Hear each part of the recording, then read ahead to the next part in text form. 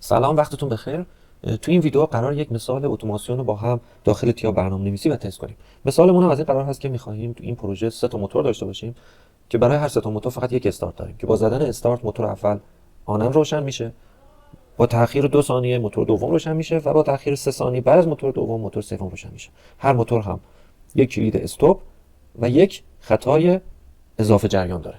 خب بذارین بعد از باز کردن تیا یه پروژه ایجاد کنیم. از منو پروژه نیو رو میزنیم. پروژمون یه عنوان میخواد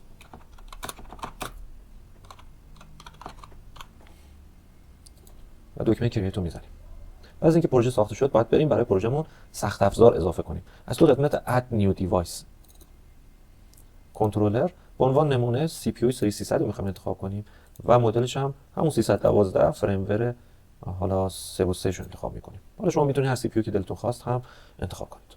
بعد از اینکه سی پی یو رو اضافه کردیم و نرم افزار به این قسمت اومد، تو اصلاحات شماره 1 داخل رک باید منبع تغذیه بذاریم که حالا من اینجا به عنوان نمونه منبع تغذیه 2 آمپر رو قرار میدم. برای پروژمون باید ورودی و خروجی هم انتخاب کنیم که از قسمت دی آی یعنی دیجیتال اینپوت به عنوان نمونه یک کارت 16 تا 24 ولت دی سی به عنوان ورودی میذارم تو اصلاحات شماره 4 و برای خروجی هم از داخل دی او یک کارت 8 تا 24 ولت نیم آمپر قرار میدم. فکر می‌کنم چیز بیشتری نیاز نداشته باشم. پروژه‌مو ذخیره می‌کنم. تا اینجا این سخت افزار به عنوان نمونه ایجاد کردیم. میتونم با کلید کنترل زوم کنم تا سخت افزار کامل‌تر ببینیم. خب این قسمت رو دیگه کارش نداریم. می‌بندیم و بریم که تگامون رو ایجاد کنیم. PLC تگ دفالت تگ تیبل باز می‌کنیم. پروژه‌مون قرار شد که 3 تا موتور داشته باشه. موتور M1 که آدرسش هم از این قسمت عنوان خروجی و آدرس 0 و 0 انتخاب می‌کنم. 2 تا درگش می‌کنم پایین، موتور 2 و موتور 3. خب پروژه‌مون کلا یه شستی استارت بیشتر نداشت. آدرسش هم از این قسمت روی اینپوت های 0 رو 0 تنظیمش می‌کنم. 3 تا استاپ داریم. چون هر موتور قرار شد یه استاپ جداگانه داشته باشه. استاپ اول خودمون می‌سازیم، دو تا بعدی رو درگ می‌کنیم پایین. و خطای overcurrent fault. overcurrent fault 1 برای موتور اول. اولی رو می‌سازیم، دو تا دیگه درگ می‌کنیم پایین. فکر می‌کنم تگ بیشتری نیاز نداشته باشیم. حالا بعدا در حین اجرای برنامه‌نویسیمون اگه نیاز شد می‌ایم تگ‌ها رو تعریف می‌کنیم.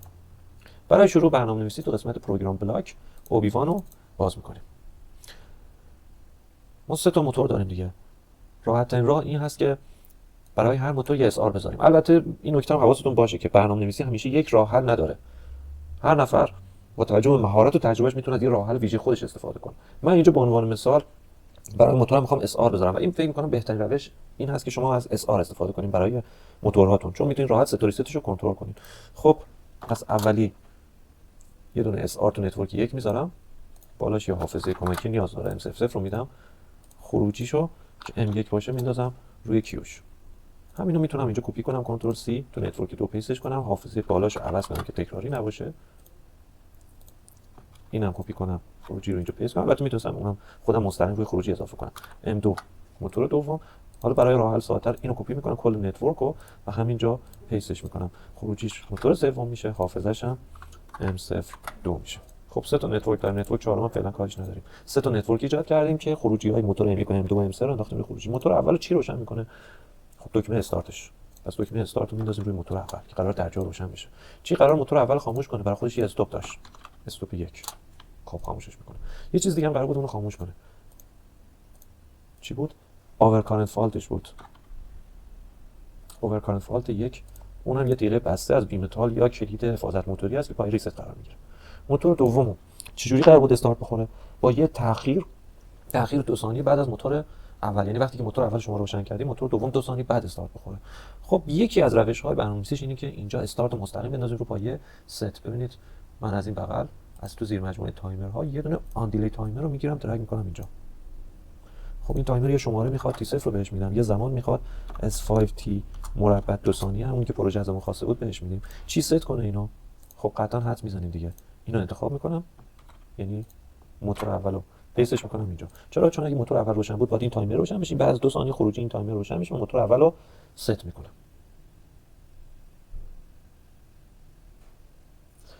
خب موتور سوم چی قرار روشن کنه؟ موتور سوم هم دوباره قراره چند ثانیه بعد از موتور دوم روشن بشه. باز اونم میتونیم به همین شکل، یعنی دو تا رو انتخاب کنیم، کپی بزنیم، اینجا راست کلیک پیست کنیم. تایمرمون حواسمون باشه اگه تی 0 بالایی حتما با بشه تی 1. چی روشنش قرار بکنیم؟ موتور دوم. موتور دوم که روشن شد S5T مربع 3 ثانیه قرار بود 3 ثانیه بعد موتور سوم هم استارت بخوره. این یکی از روش‌هایی که میشه استفاده کرد. یا روش دیگه هم هست، مستقیم میتونید استارت رو بندازید رو ست تایمر استفاده کنید. خب موتور دوم چی قرار خاموش کنه؟ یه استاپ برای خودش داره دیگه. استاپ 2 قرار اینو خاموش کنه و خطای جریانش هم منحصر به فرد برای خودشه. یعنی من اینجا پاور کارنت فالت 2 رو میندازم روی پایه ریستش. حالا برای اینکه سریعتر کارم پیش بره این دو تا رو کپی میکنم، میام رو پایه ریست این پیستشون میکنم. استاپ 3 اینجا قرار میگیره چون برای خود موتور سوم یه استاپ جداگانه داره و آور کارنت فالت 3 هم اینجا قرار میگیره. پس ببینید تا اینجا موتور اول تو نتورک 1 نوشته، میتونیم تایتلش هم بذاریم موتور 1. نتورک 2 رو نگاه کنید، یه اس آر خودش داره، تایتلش هم بذاریم موتور 2 و نتورک 3 تایتلش هم بذاریم موتور 3. خب پروژه‌مون تا اینجا ذخیره می‌کنیم. حالا میریم که تست شبیه سازیش انجام بدیم. روی سی پی یومون کلیک می‌کنیم، اینجا استارت مانیتور رو می‌ذاریم تا شبیه ساز سری 300 برامون باز شه. بعد از اینکه شبیه ساز باز شد، اگر پنجره‌های ورودی خروجیش نبود، تو این حالت خیلی راحت اینجا نکنید اینسرت اینپوت آوتپوت، یا از تو منو اینسرت هم میتونید اینپوت آوتپوت رو بذارید. یه نکته ما فراموش کردیم، آدرس ها رو بریم چک کنیم. بذارید قبل از اینکه برنامه لود کنم سخت افزارمو باز کنم، اینو میتونم کنسل کنم، سخت افزارمو باز کنم، روی کارت ورودیم کلیک کنم، این پایین پراپرتیزش اگه بسته است راست کلیک می‌کنیم، پراپرتیز رو می‌زنیم، پنجره رو میاریم بالاتر، رو آدرس ها. آدرسش خب 01 هست خوشبختانه. دومی آدرسش 4 اینم صفر می‌کنیم. چرا؟ چون ما تو برنامه حواسمون بود دیگه، برنامه آدرس ها رو به 0 ارجاع دادیم.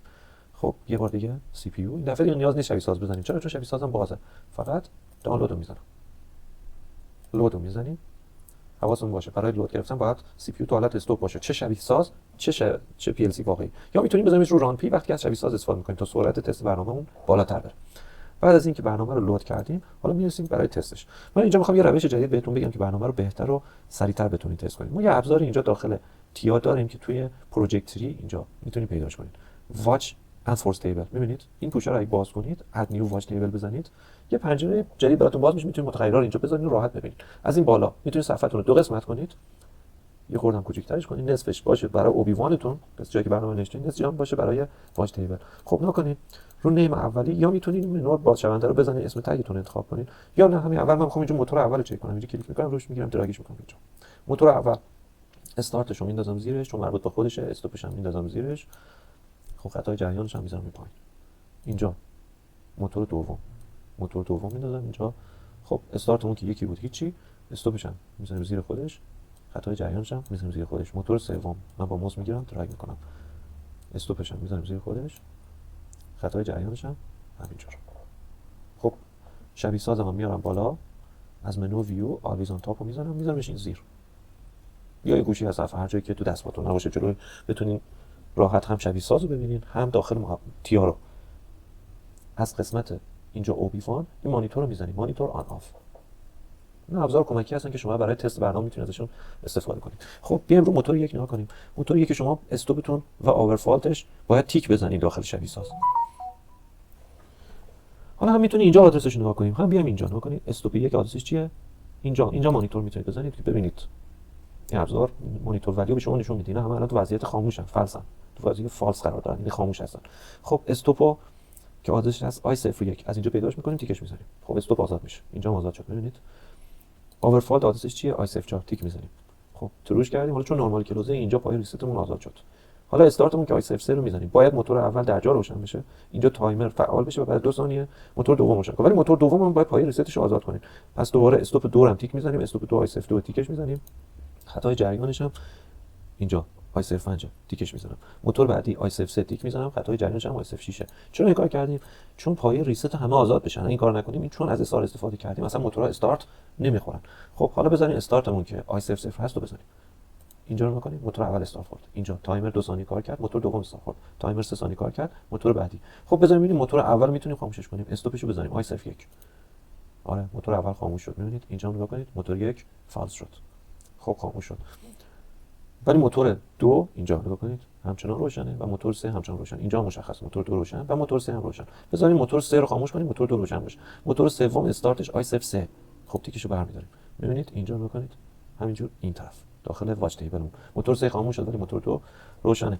خب بذاریم استوپاشون رو آزاد کنیم، یعنی آیسف یک و تیکیشو برداریم بزنیم دوباره استارت خورد. چرا؟ چون شاسی استارت رو نگه داشتم. من با شاسی استارت رو آزاد کنم اینجا. استاپو میزنم، بهش میدم موتور یک خاموش. موتور دو همچنان روشنه. یه بار دیگه بزنیم این مرحله رو بریم ببینیم چه اتفاقی میفته. یعنی من آیسف 3 اینجا استارت رو میزنم، آزادش میکنم. موتور اول روشنه، 2 ثانیه بعد موتور دوم، موتور سوم که اصلا روشن بود. موتور سوم ببخشید خاموشه. چرا؟ چون استاپشو زدیم. استاپش آیسف 3. آیسف 3 رو تیک میزنیم. خب روشن شد. درسته؟